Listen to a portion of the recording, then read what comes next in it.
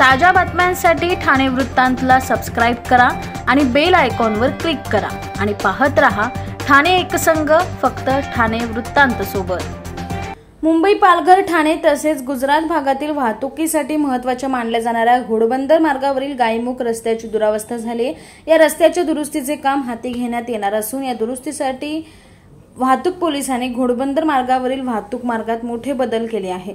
26 ते 29 एप्रिल या कालावधीत हे वाहतूक बदल लागू राहणार आहेत। या मार्गावरील वाहतूक भिवंडी मार्गे वळवण्यात आल्याने या मार्गावर वाहनांचा भार वाढून कोंडी होण्याची शक्यता आहे। उरण येथील JNPT बंदर ते गुजरात अशी अवजड वाहनांची वाहतूक सुरू होते। ही वाहतूक घोडबंदर मार्गे दुपारी आणि रात्रीच्या वेळेत होते। या वाहनांची संख्या मोठी आहे।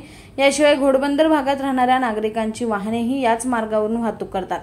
यामुळे या मार्गावर वाहतूक कोंडी होते। त्यातच मेट्रो प्रकल्प, मुख्य आणि सेवा रस्ते जोडणी प्रकल्पाचे काम सुरू असल्यामुळे रस्ते अरुंद झाल्याने कोंडीत वाढ झाली आहे।